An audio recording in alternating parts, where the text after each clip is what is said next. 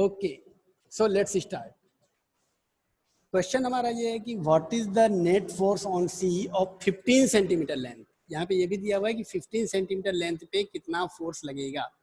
तो सबसे पहले बच्चों हमको ये सोचना है कि ए कितना फोर्स लगाएगा। आइए हम देखते हैं। Force on C due to A, C पर ए के कारण कितना फोर्स लगेगा, ये हमारा है। सी पर ए के कारण कितना फोर्स लगेगा, ठीक है। टेस्टर ले लीजिए सर। तो अच्छा, दो वायर अगर हैं मेरे पास, तो दोनों वायर के बीच में अगर ये दो वायर हैं तो इन दोनों वायर के बीच में बताओ तो फोर्स कितना लगेगा। फोर्स का फार्मूला क्या होगा।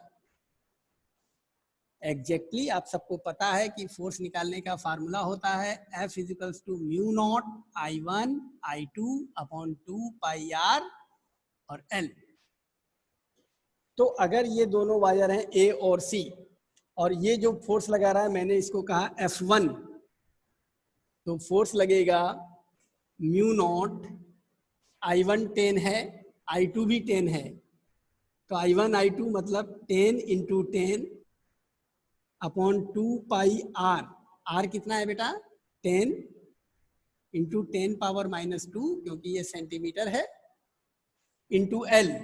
L को हम लिखेंगे 15 इंटू 10 पावर -2, और ये हो गया आपका कैंसिल, ये हो गया आपका कैंसिल, और आपका आंसर आ गया 150 mu naught upon 2 pi Newton.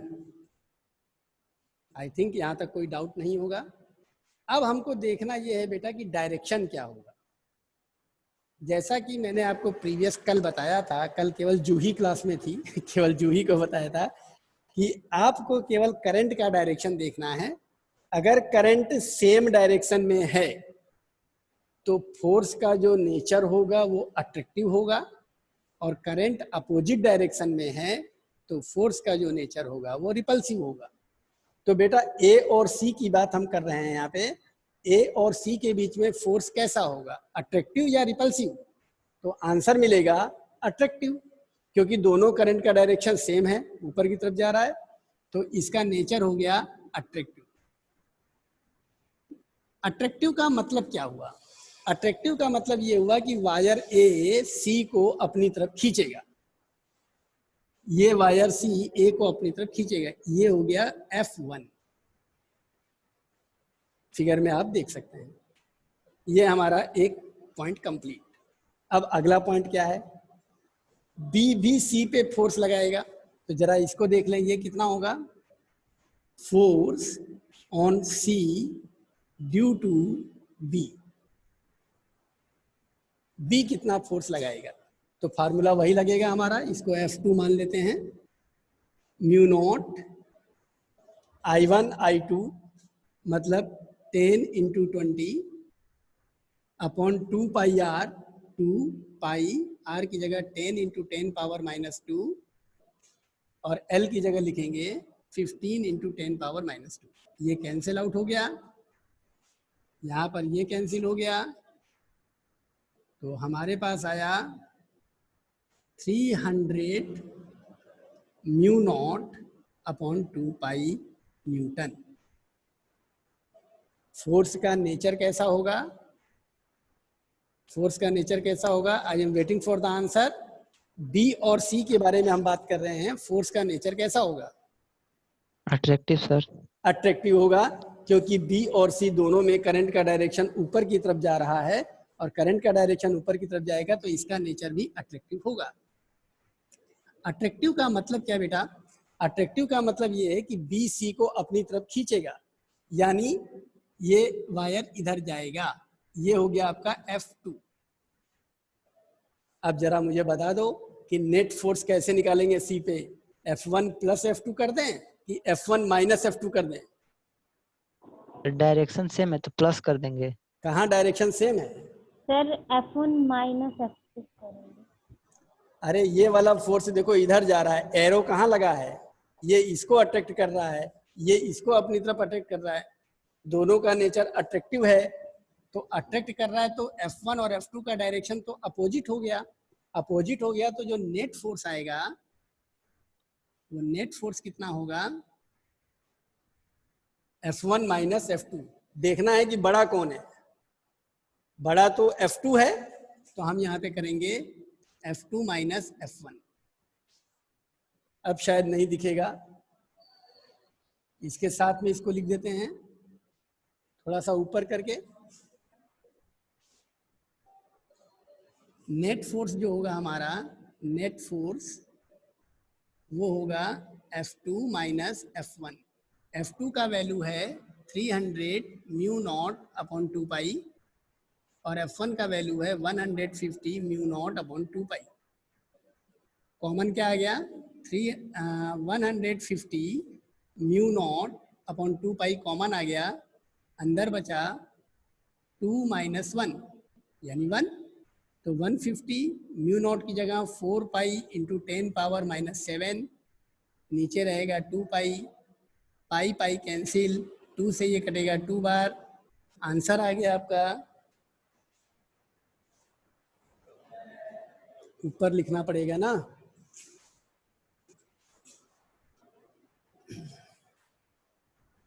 यहाँ से आपको नहीं दिख रहा है हमको लग रहा है। तो आंसर आ गया आपका, F का वैल्यू जो है वो आ गया 300 इंटू 10 पावर माइनस 7। इसको लिख सकते हैं 3 इंटू 10 पावर माइनस 5 न्यूटन। ये आपका C पर नेट फोर्स है। बताओ इस C पर जो नेट फोर्स है उसका डायरेक्शन किधर होगा, C पर जो नेट फोर्स है उसका डायरेक्शन किधर होगा, बड़ा कौन है, F2 बड़ा है, तो जो F2 का डायरेक्शन होगा वही नेट फोर्स का भी डायरेक्शन होगा। तो F2 का डायरेक्शन क्या है, ये B की तरफ जा रहा है F2, तो इसका नेट फोर्स का डायरेक्शन होगा टुवार्ड्स B। ये आपका एक एडिशनल क्वेश्चन था जो हमने कल लास्ट टॉपिक डिस्कस किया था। डिस्कस तो हमने परसों भी किया था, लेकिन कल डिटेल में जूही के साथ इसको डिस्कस किया था, और उसके बाद इस पर एक एडिशनल क्वेश्चन था। स्टार्टिंग कहाँ से करेंगे, हमने ये सारी चीज़ें लिख ली हैं और हमको सेंटर पे मैग्नेटिक फील्ड निकालना है। सबसे पहले हमारे पास आता है सर्कुलर कॉइल। तो सबसे पहले हमारे दिमाग में आएगा कि सर्कुलर कॉइल का फार्मूला क्या होगा। तो सर्कुलर कॉइल का फार्मूला होता है B equals to mu naught I a square. अच्छा, नंबर ऑफ टर्न भी है इसमें, तो n I mu naught n I a square upon 2 a square plus x square 3/2। ये किसी भी सर्कुलर कॉइल या लूप के कारण मैग्नेटिक फील्ड होता है, बट इसमें कंडीशन दी हुई है सेंटर पे। तो सेंटर पे अगर निकालना है तो बेटा x का वैल्यू 0 हो जाएगा। सेंटर पे निकालना है तो ऑब्वियसली x का जो डिस्टेंस है वो 0 हो जाएगा। अब बताओ b कितना होगा, b का वैल्यू हो जाएगा mu naught n I a square upon 2, x की जगह 0 रखेंगे तो आंसर आ जाएगा a क्यूब, क्योंकि 2 से 2 कट गया, और ये a क्यूब इससे कटेगा तो b का वैल्यू आएगा म्यू नॉट एन आई अपॉन 2a टेस्ला। ये बात। अब जब हमारा मैग्नेटिक फील्ड का फार्मूला निकल आया है म्यू नॉट एन आई अपॉन 2a, जहां पे म्यू नॉट का वैल्यू होता है 4 pi into 10 power minus 7, n number of turn है जिसका वैल्यू दिया है 100, I करंट है जिसका वैल्यू दिया है 0.40, और A का वैल्यू दिया है 8 इंटू 10 पावर माइनस 2, क्योंकि A क्या है, उसका रेडियस है। चलिए तो वैल्यूज पुट कर देते हैं, यहाँ पे एग्जामिनर को दिखा देते हैं वैल्यूज क्या क्या होंगी। म्यू नोट का वैल्यू है 4 pi into 10 power minus 7 tesla metre पर एम्पियर। n का वैल्यू 100 है, I का वैल्यू 0.40 है, और A का वैल्यू 8 इंटू 10 पावर माइनस 2 है। चलिए सॉल्व करते हैं। तो B का वैल्यू हो गया 4 pi into 10 power minus 7 into 100 into 0.40 upon 2, और A की जगह 8 इंटू 10 पावर माइनस 2। सॉल्व करिए।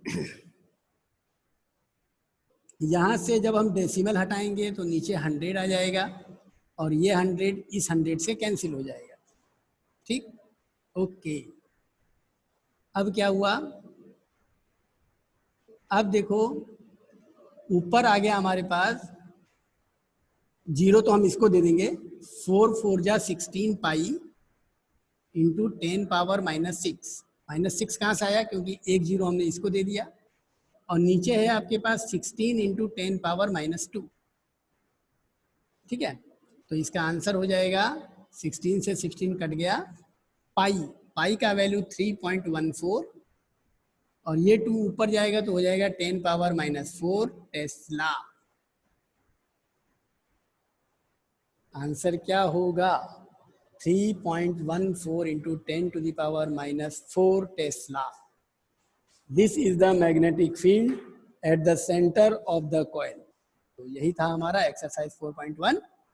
ठीक है, नोट करना चाहते हैं नोट कर लीजिए, स्क्रीनशॉट लेना चाहते हैं स्क्रीनशॉट ले लीजिए, नहीं तो कोई बात नहीं, हम आगे बढ़ते हैं, फिर आपको स्क्रीन शेयर करते हैं और हम जो है आपको क्वेश्चंस को आगे करते हैं।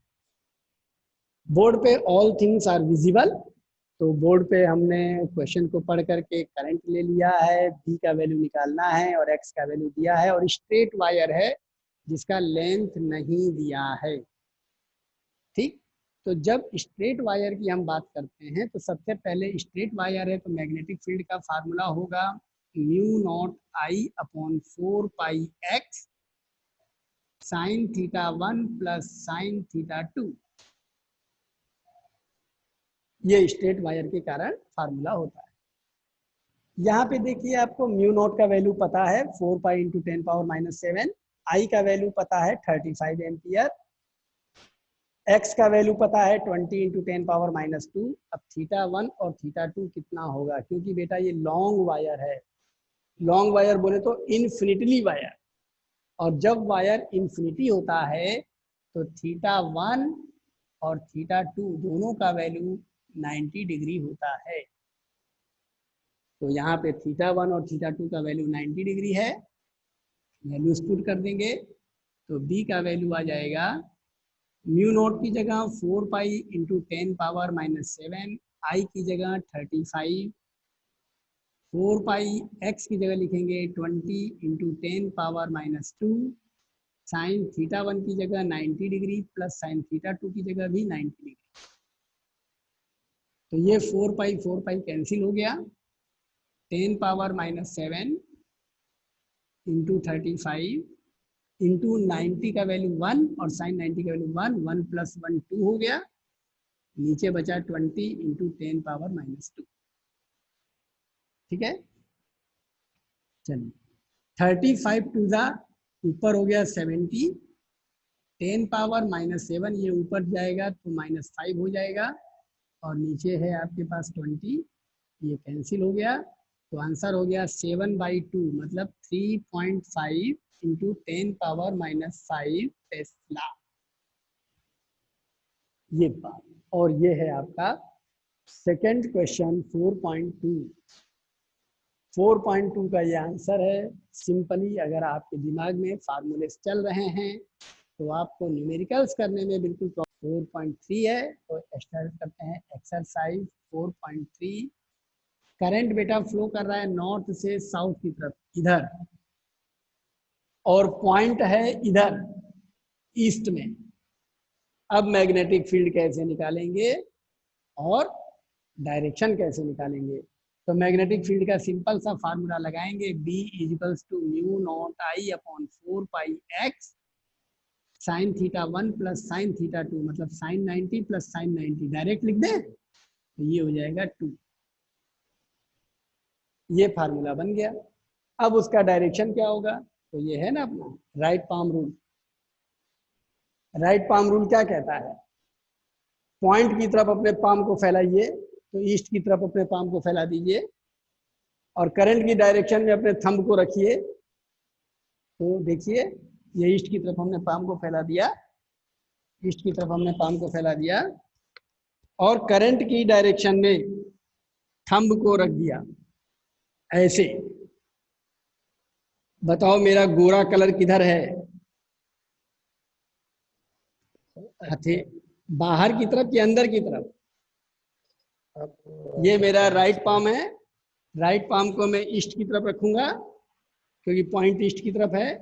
थंब को नीचे रखूंगा क्योंकि करंट नीचे जा रहा है। तो मेरा जो पाम है, पाम का जो फेयर कलर है वो बाहर की तरफ आ रहा है, तो इसका जो डायरेक्शन होगा वो आउटवर्ड होगा। इसका जो डायरेक्शन होगा वो आउटवर्ड होगा। तो ये मैग्नीट्यूड और डायरेक्शन आप निकाल सकते हैं। That was the exercise 4.